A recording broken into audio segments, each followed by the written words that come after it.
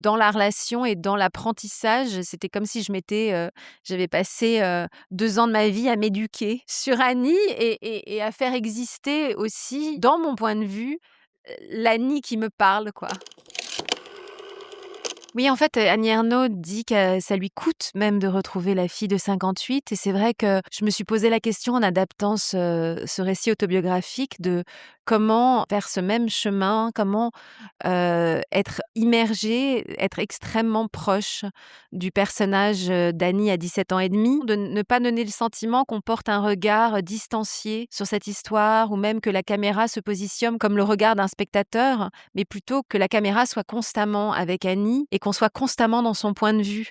C'était la question que je me suis beaucoup posée, c'est comment être avec elle en toutes circonstances et dans toutes les séquences et s'assurer que dans ma grammaire cinématographique, je respectais cette règle-là pour essayer que le spectateur puisse sentir exactement ce qu'elle sent, être avec ses émotions, au plus près de ses émotions. En fait, il était impossible pour moi d'adapter Annie Ernaux et Mémoires de fille sans passer du temps avec Annie Ernaux et vivre avec elle le livre, si je puis dire. Alors il y a l'écriture, il y a ce qu'elle écrit, il y a ce qu'elle raconte, mais il y a comment, elle m'en parle. Je voulais que ma mise en scène ne soit pas un point de vue, le mien. Il fallait que je la connaisse, il fallait que c'est qu'il y ait quelque chose de vivant, de palpable et donc j'ai passé énormément de temps avec elle et ça a alimenté, en fait, ce que j'appelle moi l'entre les lignes. C'est-à-dire qu'elle m'a raconté des choses qui ne sont pas dans le livre, elle m'a parlé des personnages qui sont des esquisses, en fait, dans le livre et que j'ai voulu développer. Il y en a donc que j'ai inventé pour incarner, en fait, notamment et pour en faire quelque chose un peu comme un film méta, c'est-à-dire que l'engagement d'Annie Ernaux, son rapport au monde, son rapport, aux minorités, la manière dont elle a passé sa vie à défendre les minorités. J'ai voulu incarner ça en créant des personnages qui puissent représenter ces communautés-là et par exemple, Claudine, qui représente pour moi, enfin, ce personnage qui représente la communauté LGBTQ, enfin, qui n'est pas dans le livre.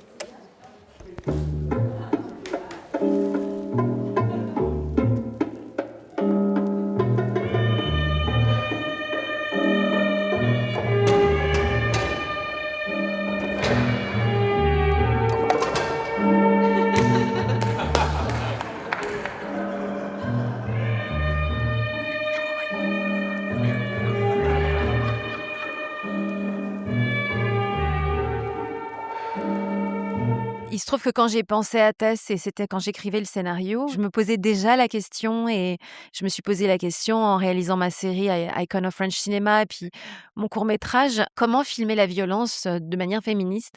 Comment poser un regard, en tant que cinéaste? Comment utiliser cet objet qui a un pouvoir, la caméra, pour filmer, des scènes de violence, sexuelle et sexiste ou des moments de vie comme ça, tout en, s'assurant que, on n'érotise jamais ce qu'on filme, qu'on ne donne pas la possibilité d'un regard, qui érotiserait, ce qu'on filme, les séquences et évidemment qu'à partir du moment où ma fille a le rôle, interprète Annie, le challenge ou en tout cas le est encore plus fort. C'est-à-dire que je me suis dit: «Bah, voilà, en fait, c'est quoi un safe place? C'est quoi un lieu de travail?» parce qu'être actrice, c'est un travail où on est en sécurité et comment on s'assure que, quand il y a des scènes difficiles à tourner, eh bien, on les répète très, très en amont avec une coordinatrice d'intimité.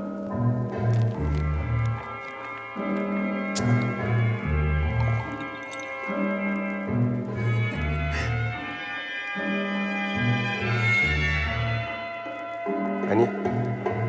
Dans toute l'œuvre d'Annie Ernaux, il y a la place d'Annie, l'écrivaine, dans le livre. C'est-à-dire qu'évidemment qu'il y a la place puisqu'elle écrit, mais il y a sa voix. Quand on lit Mémoires de fille, il y a la voix de l'écrivaine en 2016, on va dire, quand le livre sort en 2016 en tout cas. Et puis, il y a la fille de 58 et c'était impossible.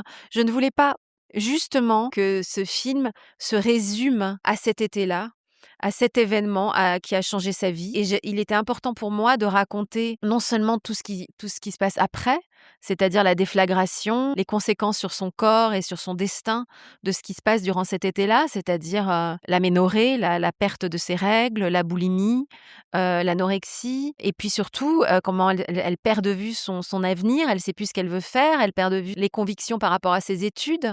Et tout ça, c'était important pour moi et c'était important aussi de raconter comment cette femme, l'écrivaine donc, qui, au moment où ce livre sort, eh bien, d'une certaine manière, porte encore la honte de ce qu'elle a vécu. C'est-à-dire que dans le fond, quand Annie Ernaux écrit le 16 août 1958, c'est la dernière fois que j'ai mon corps, cette phrase-là, elle la vit aujourd'hui encore quand elle l'a dit. C'est quelque chose dont elle parle et elle dit aujourd'hui, à 80 ans, que elle a perdu son corps le 16 août 1958 et quand elle le dit, c'est avec une émotion telle que je me disais: «Il est impossible de ne pas incarner cette femme-là à l'écran. Il faut qu'on voit la jeune fille, mais qu'on voit aussi l'écrivaine» et Valérie Dréville, c'était vraiment, pour moi l'actrice absolument idéale, et on est allé rencontrer Annie Ernaux avec Valérie Dréville et Thès Barthélemy d'ailleurs, toutes les 3 et c'était vraiment un moment, très émouvant que d'être toutes les 3, de les voir, toutes les 3.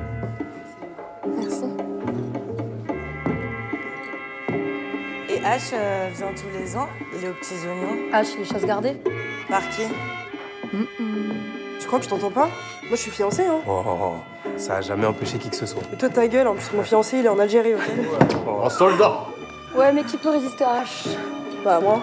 Ouais, c'est bon, vous exagérez avec ce type. En fait, ce qui m'intéressait vraiment, c'est justement de n'être jamais dans la caricature, de pas être dans une espèce de personnage qui incarnerait ce qu'il fait. C'est un type, pour lui, voilà, ça se passe comme ça. C'est ce moment-là, d'ailleurs, qui m'intéressait. C'est ce moment de non-consentement entre un type qui te dit à la surprise party, viens dans ma chambre, et on peut pas dire non, on sait pas pourquoi, on peut pas dire non, on sait pas pourquoi on suit, on sait pas pourquoi on est là. Et c'est ce moment-là avec un type complètement lambda, qui se trouve qui, par contre, a une autorité puisqu'il est le moniteur-chef et donc il a un statut, il a un pouvoir, mais il y a pas de violence physique. La banalité du moment où il y a l'absence de consentement, c'était ce moment-là que je voulais filmer et aussi le filmer de manière quasiment éducative, hein. C'est-à-dire que l'œuvre d'Annie Ernaux quand même, elle aide des milliers de femmes et des milliers de personnes et de filmer ce moment d'une banalité absolue, je voulais absolument arriver à saisir ça, l'absence de consentement et je crois que j'ai dû passer un mois sur le découpage de cette séquence pour me dire comment